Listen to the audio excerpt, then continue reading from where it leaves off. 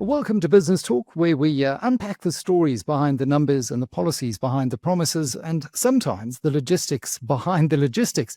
Now, if you've ever tried shipping something across Africa, a birthday gift to Nairobi, a prototype to Lagos, or heaven forbid, a pallet of perishable goods to Kinshasa, you'll know that getting it there on time can sometimes feel like playing the lottery. But that's precisely where our guest today operates, in that controlled chaos that is African trade and logistics.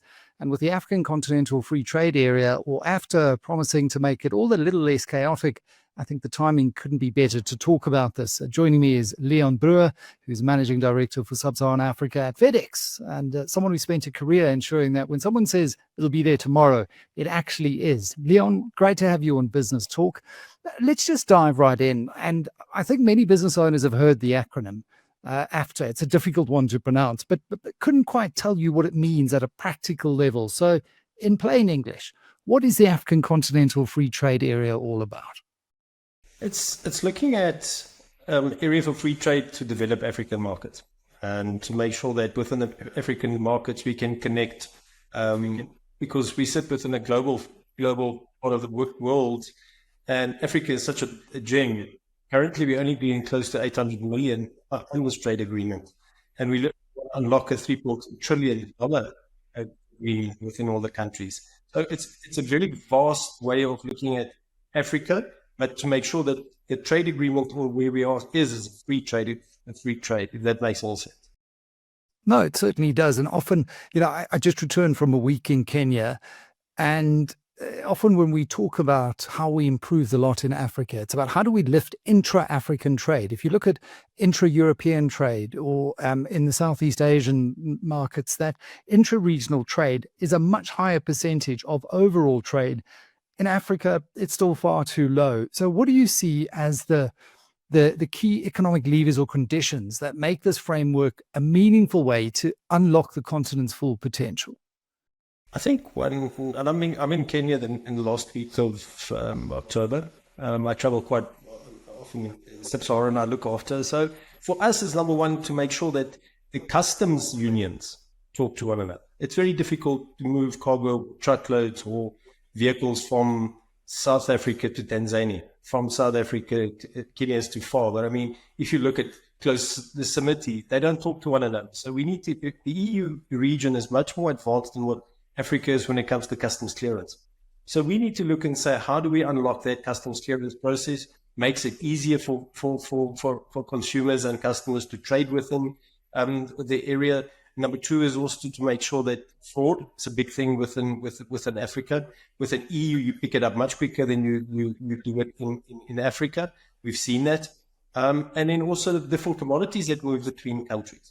Because South Africa is an inbound, meaning that we import a lot of our foodstuffs, clothing, etc. Yes, we still export a lot of minerals. We still export a lot of fruit and consumables that the rest of the world needs, like flowers out of Kenya, apples, and so forth. But we need to generate, how can I say, GDP and growth with factories, exports of goods within Sub-Saharan Africa or Africa itself. So to unravel that red tape is a very difficult part, because a lot of the border controls are very strict. It's run by military. A lot of it is still very, you need to pay away to get over that. Where in Europe, it's not. It's open border. They drive through, they do the customs clearance process from France to Germany, or even to Italy. Or with us, we're still struggling with that trust within the African part of trying to unlock that trade agreements. Yeah, often, as I refer to them, the non-tariff barriers. I mean, you can put a tariff on a product and that makes it less competitive. But I mean, if you've got a competitive product, but you're going to wait 8 days at a border post and, you can't get it there because a rail breaks down or there's issues at the port, those non-tariff barriers have really held Africa back. I was pleasantly surprised. Speaking of Kenya, traveling there this year, the last time I went was last October, and we travel visa-free, but there's a little travel authorization document. We didn't even need that this year. So a lot of those are starting to improve, just traveling on business. Since we've seen this preferential trading begin in, what was it, January of last year, I think, what real world successes or early wins have we actually seen under the African Continental Free Trade Area? It's difficult to pinpoint one, but I think if we look at the BLNS countries, will be Botswana, Swaziland, Namibia, and if we look at Malawi, there's a lot of cargo moving between these countries, and the same is even with Angola. Angola is a little bit more complicated because of the road infrastructure. It goes by sea, but we've seen a lot of solar that's moved in the areas. Zambia, there's a lot of solar that moves to Zambia due to the fact of the worst load shedding that they have up here. We see a lot of medical equipment move from South Africa to Kenya itself. We also see a lot of automotive products moving to Sub-Saharan Africa and into Africa, especially Nigeria. And then if we look at some of certain countries like Nigeria's got a very big aviation, automotive, and the same as in Kenya. And you wouldn't realize it, but Kenya's also got a very big healthcare outbound and inbound system. They export a lot of healthcare goods and they import a lot of healthcare goods. So that for the South African or the business to then deal with the Kenyans and with Sub-Saharan Africa. One thing that we do also forget sometimes is we do it by flight or by air. And we also have our own truck network that go into these countries. But if somebody wants to move big machinery or big trucks, tires to mines, in Africa, you've got to think about the weather. Because if it rains, the trucks can't get there. They fall into because of the road infrastructure. Yet again, you need to look and say, what infrastructure do we require to get to those? And there's foodstuffs that go to those mines. There's machinery, there's equipment, there's so much of stuff that we can do more in unlocking this. So if we look at something like Botswana, you have the Botswana Meat Company, and their exports out of beef out of Botswana is just great. Do they export that into Africa? Not at all. Do we export a lot of the fruit that we in Cape Town? Well, we don't send it to the European market. We need to find that touch with an Africa and also make sure that you get the right revenue from it. And I mean, it's such a dripping roast opportunity. If we can just overcome some of those infrastructural challenges. And I was really impressed by the size of the investor consumer market when I was in Kenya. So many locals talking about having crypto trading wallets and accounts and people having a bit of money, despite it being a very informal type of economy. So there's this thriving economy there. So let's bring this down to the level of the small business or the mid-sized business, the entrepreneur.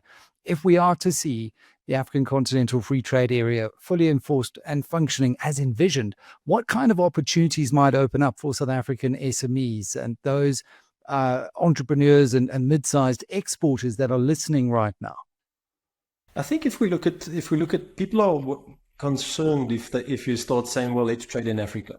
So you need to look and say, well, is my money safe? If I send my e-commerce goods over to another country, Africa, and what is my trust factor between 1 and 10?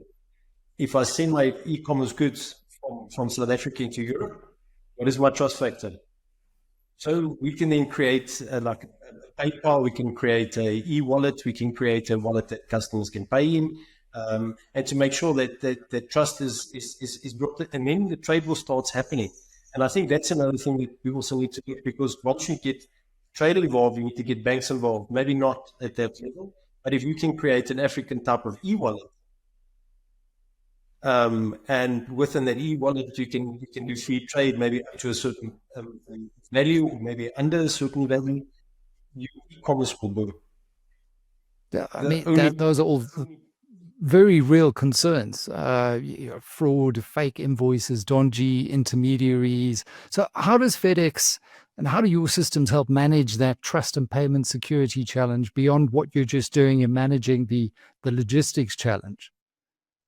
Well, we work with vendors that can obviously support us in getting these wallets or payment terms within our network. Number one is number two. We have FedEx own I can say offices in Kenya, Nigeria, and then we have a vast network experience, which is GSP, which is not FedEx owns, but is appointed by FedEx and they have to follow the FedEx global structure. meaning we use those countries and the FedEx countries to make sure that we can do financially, that we are not exposed who the importers, who the exporters. So we do a lot of vetting with our customers. Our sales team go and see the customers. We actually look at what the commodity is. Has there been a track record with the customer? In Nigeria, we want to try and now look at some sort of e-wallet where the customer can prepay his e-commerce shipments into it, and then we'll ship it to them, and it gets deducted. So there won't then, if we look future, the financial exposure to us is there.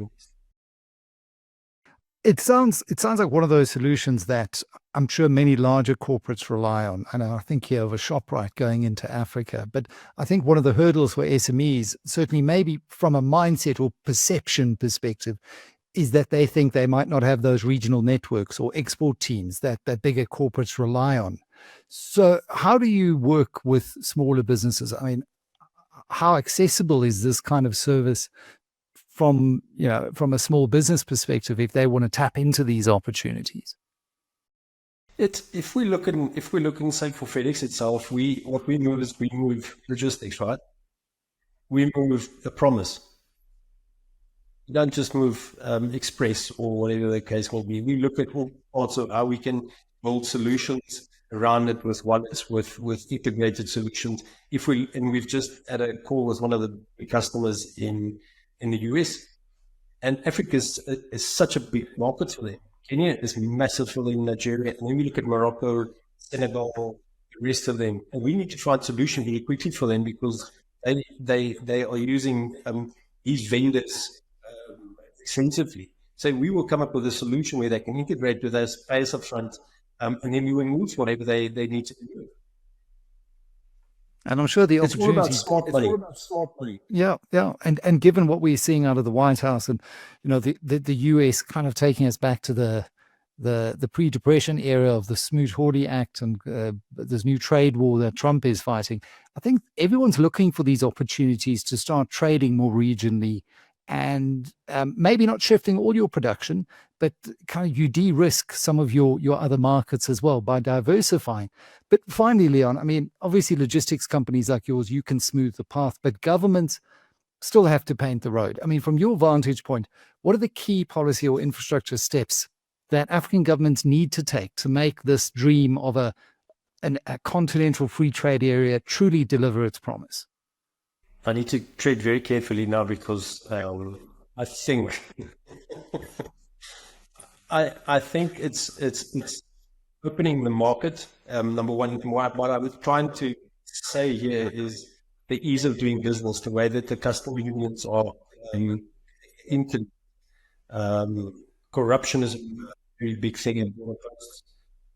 That occurs a lot of trade or pieces of trade in certain ways. Also, the alignment of product. We make sure that our customers or SME customers, we want to trade within Africa, that they get the right spot.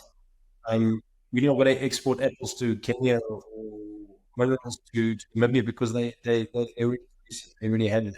So what is the consumer looking for? If it's clothing, if it's certain foodstuffs, if it's electronics, is it tires that come from South Africa that we found a market into Africa because a lot of the global companies don't want it.